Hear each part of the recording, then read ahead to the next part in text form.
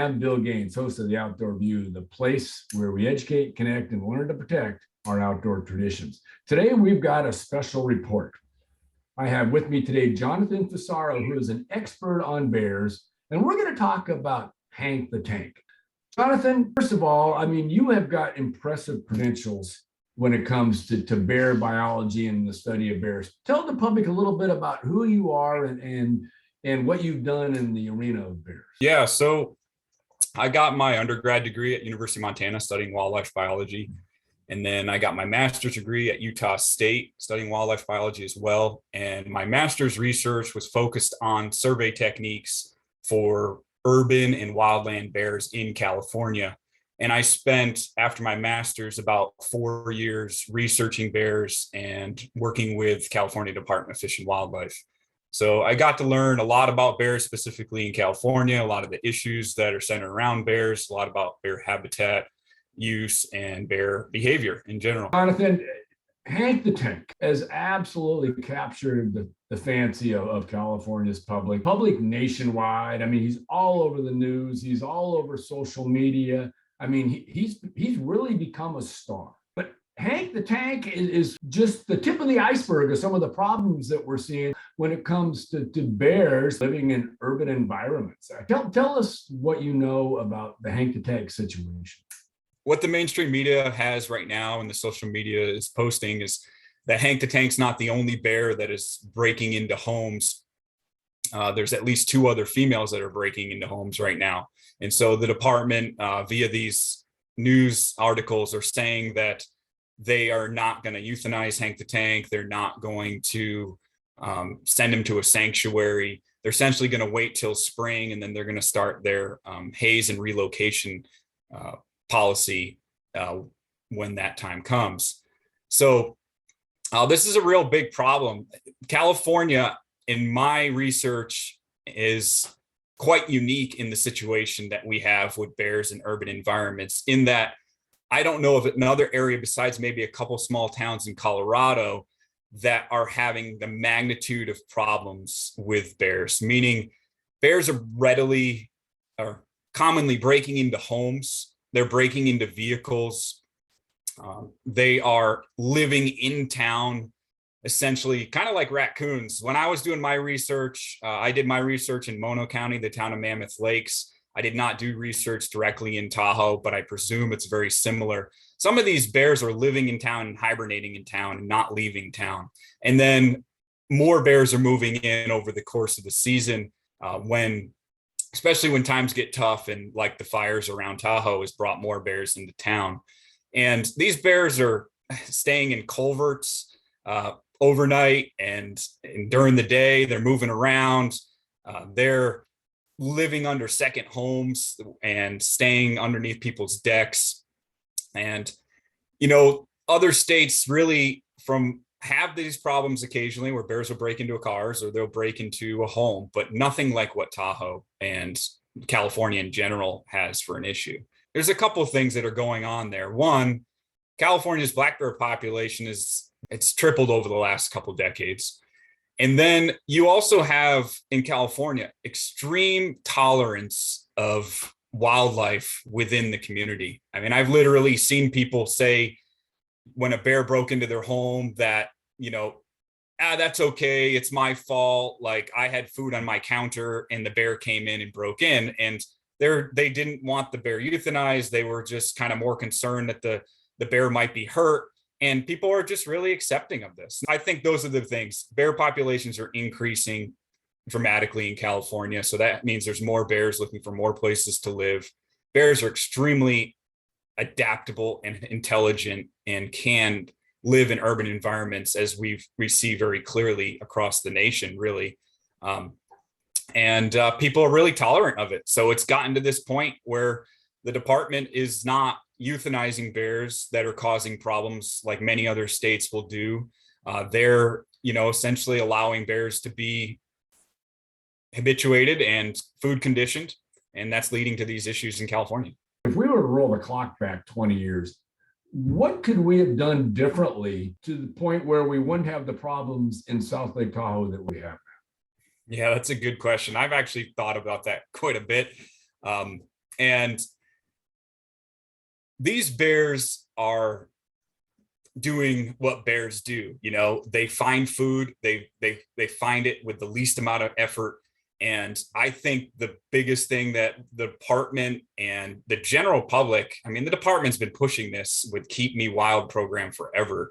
They've been doing everything they can with the resources that they have to push this. But the truth is people needed to lock up their food sooner. And as soon as bears started showing up in the habitat around them in the general area, they need to be locking up their food. And the problem is a lot of people, it's not always the locals, and most of the times it's not the locals that are causing the problem. The locals know how to keep their trash up and lock their trash up. They know to keep their garage closed so bears don't wander in there. They know to not have bird feeders out. They know not to leave their pet food out. The population that causes these problems mostly is the tourists that come through. It's really difficult to educate every tourist, and they're having a good time. They're not thinking about these things.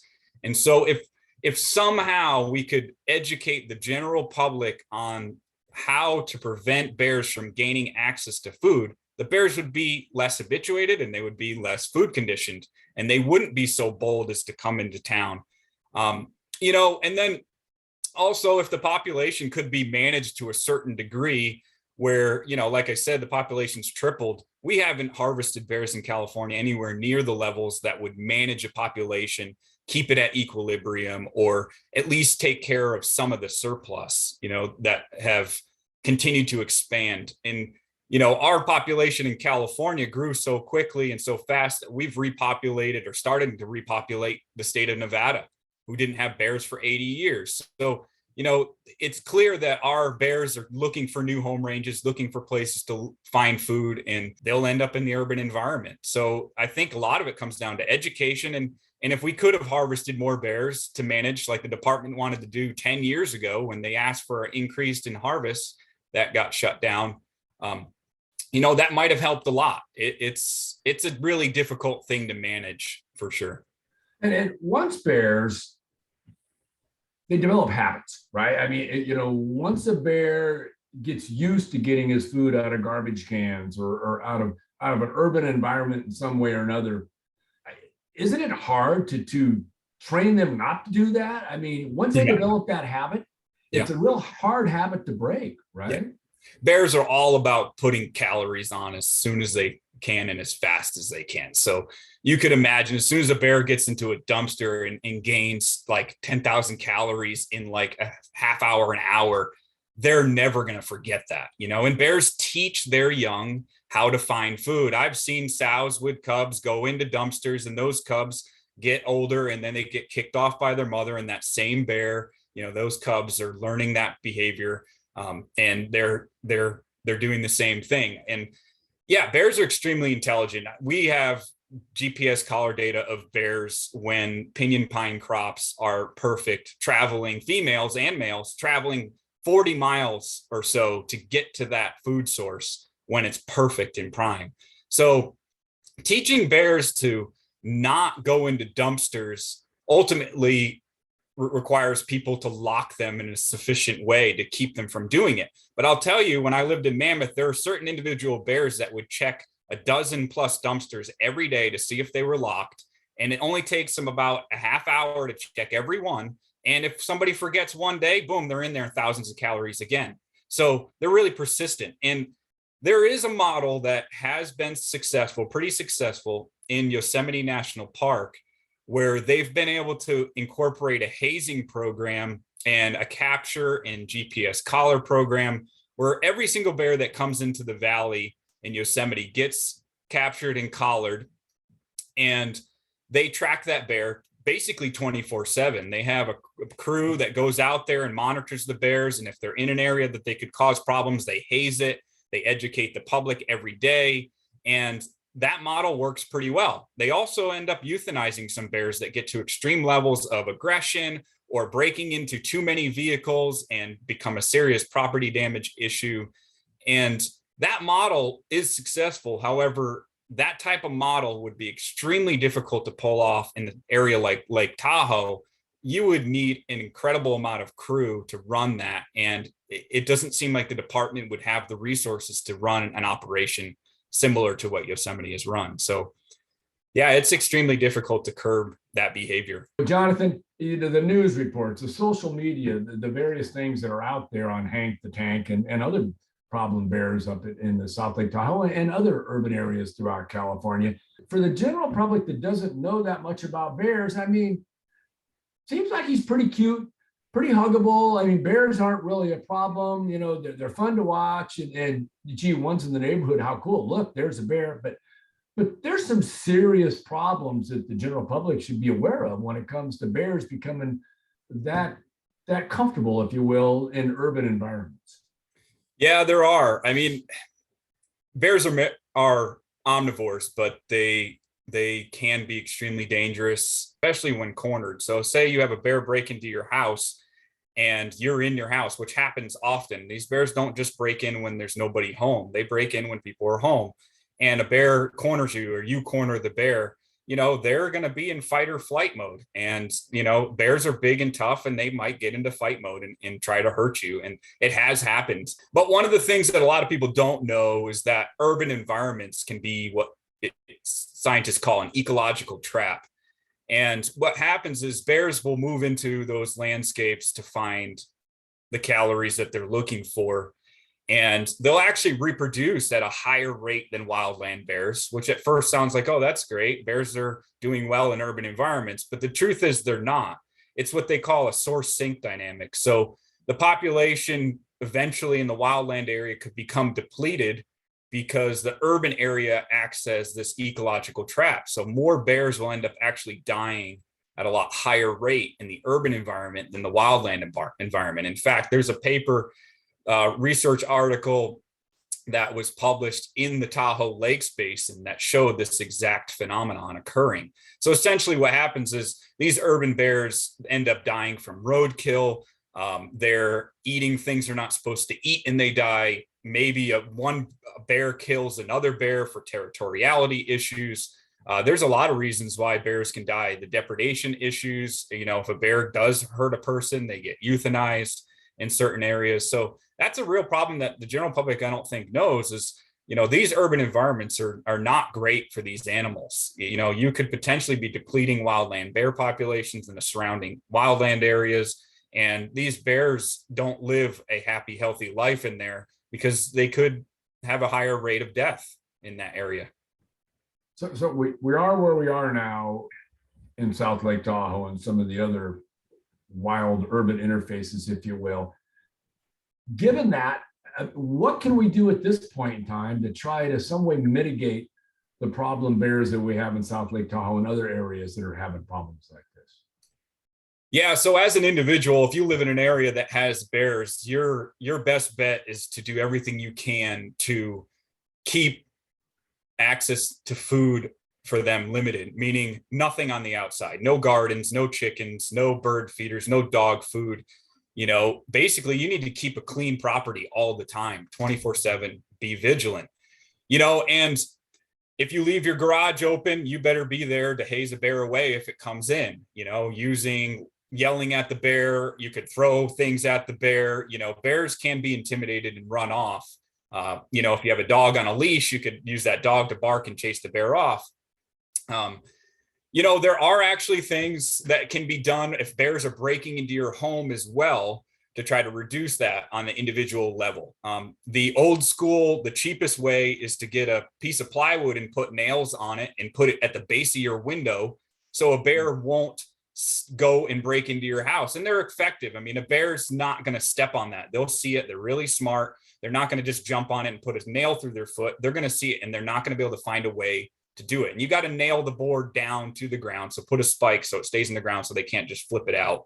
And they'll probably move on to the next house and break into the next house that doesn't have that set up. And then there's also companies that have really sophisticated electrical fencing systems that go around windows that have electrified doormats. There are ways that we can outsmart the bears and keep them from breaking in. And I've even encouraged people to incorporate what you see inside cities, what basically putting bars on your windows like you would in a city to keep bears from breaking in, especially on second homes. If you're not there to be vigilant and keep things cleaned up, bears will break into a house. And once they're in, they'll spend a day, a week, even a month I've seen inside a house, just tearing it up and eating whatever they can find in the home. So on an individual level, those are some things that you can do. For the state themselves, they just finalized a bear policy that deals with nuisance bears. They just hired human bear or human wildlife conflict specialists throughout the state with the focus of dealing primarily with bears. And they're going to try a new technique, or not necessarily new, but try new for the department: hazing, relocation, GPS collaring, and try to limit as much as possible euthanasia of bears in the urban environment. And that's because of public pressure. I'm not saying that that's the best way to do it, but that's what we're going to live with, and that's what we're going to see what happens.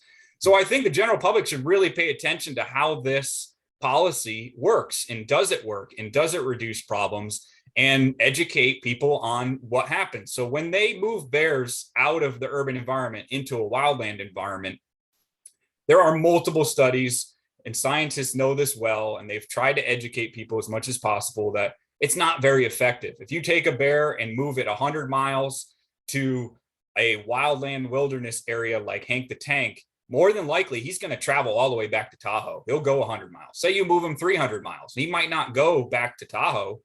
He might go to just a different environment in a different urban area. Another issue is, they're going to be crossing roads. They may get hit by cars because they're trying to get back to their old home range. They might be put in an area where there's a more dominant male, and they get killed by that more dominant male, or they kill the less dominant male. There's a possibility that that bear is not educated in finding their own natural food really well if they're moved into a wildland area. And they might die of starvation. They might eat something they're not supposed to eat. These bears teach, like I said earlier, they teach their young how to find food. And if they don't have that knowledge and that history of where do I travel to find pinyon pine nuts, where do I travel to find berries, it might be 20, 30 miles, they might not survive. They don't necessarily know where the best denning areas are either, and that could kill them. So, moving bears has been proven to not be very successful. But California is going to do it again, and the public should pay attention to whether or not it's successful or not, and see in modern day, that it's more than likely not going to be successful, especially for a bear like Hank the Tank.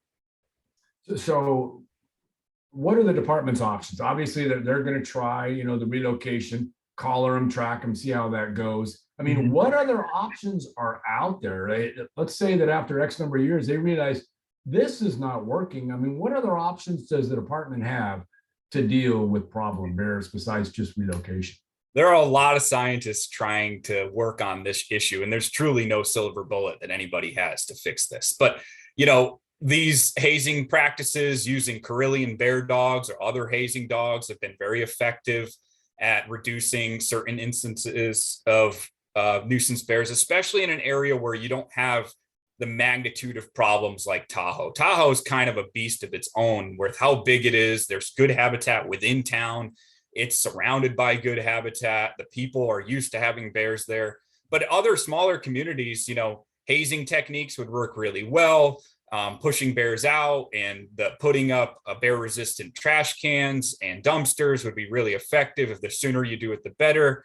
And then hunting can be incorporated. So there are studies out there that show that hunting can reduce conflict, but there's also studies in certain areas that show that it hasn't reduced conflict. So I think those studies, need to be done in California as well. And I think a solid effort into whether or not hunting can manage nuisance bears would be worth doing. I have examples for sure in certain areas where campgrounds are getting raided and people's resorts are getting raided. And I have encouraged hunters to go into those areas to harvest bears. And we saw a dramatic decrease in those certain canyons for a number of years because that one individual bear that learned to do those things was removed from the population, and it was successful.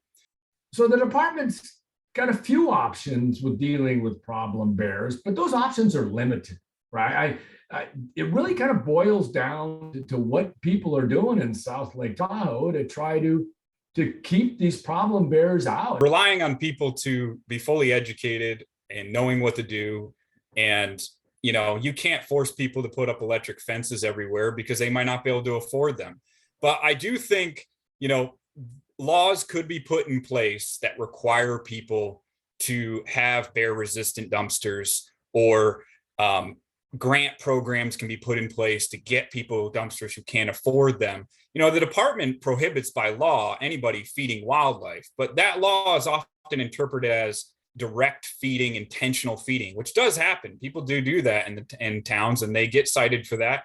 But I think there is a place to think about additional laws that could potentially require people to have more bear resistant dumpsters, or do something about this, or they get cited. And the biggest populace that really it needs to be enforced with is probably the tourists. The tourists will learn quicker if they know they're going to get cited, or they have a story from somebody else that got cited and said, man, I left food in my car and a bear broke into my car. It might not be enough that they have to repair their car. It might be that you cite them, and it has to be enforced. Okay, let's say people are doing all they can to keep bears out, but they come home, there's a bear in their kitchen, there's a bear in their garage. What should somebody do if they're in that situation where suddenly they're face to face with a bear? So it's a good question, and people will encounter this, especially in areas like Lake Tahoe. Your best bet is to protect yourself. And like I said, these bears are in fight or flight mode, so they might hear you and see you, and you could yell at them, and they'll run, and they'll break back through the window or break through a door, and they'll get out of there. And that would be your best bet, is to protect yourself. Pick up your children if they're small, get your dogs and your pets away from them as soon as you can, and essentially guard yourself, closing doors. They're there for the food. They're not really generally there to hurt you and attack you. If you get between them and their exit, that's one of the worst things you could do. They'll feel cornered. They know where they came in, and that'll really freak them out, and they might attack you. Immediately call the local warden, or call the police department. In this case, there might be, with this new department policy, with the new human wildlife conflict specialist, a team that comes in that could help you if you stay in your house, and they will haze that bear out of there. And so, really, you just need to keep yourself safe. And if a bear does attack you, the general rule of thumb is with a black bear especially, is to fight back with everything that you have. Don't curl up in a ball. A black bear would be known to attack you still if you're curled up in a ball, and could severely hurt you. And so that's a common practice recommended for grizzly bears, but not for black bears. So fight as hard as you can. And it's really not that common, to be honest with you. Like, bears attacking people are not all that common, but it does happen. And so you should be prepared and mentally think about it. If you see bears in your yard or around in your neighborhood, think about these things and how you might deal with that, and prepare yourself. You might even carry bear spray with you on your property while you're walking around, or you might have it handy somewhere, like you have fire extinguishers handy. Have one sitting in a basket on your counter. Have one, in your garage. If a bear comes up on you, use bear spray. It's an extremely effective tool, and it can help, and you could use a firearm in the right situation, but in a place like Tahoe, you're prohibited from shooting a firearm if it's for your own safety and a bear's actually attacking you.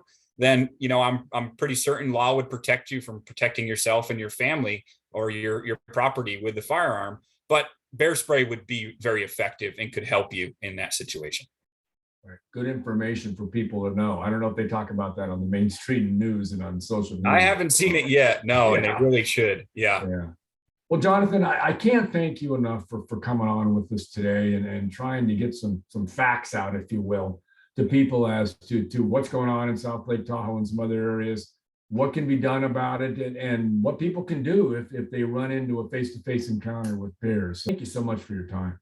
Yeah, thank you, Bill. Really enjoyed this conversation, and I'm happy to be able to share my knowledge, and I hope can educate some folks.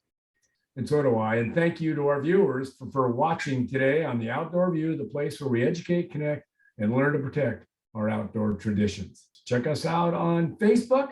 Check us out at our website at www.theoutdoorview.org and on our YouTube channel.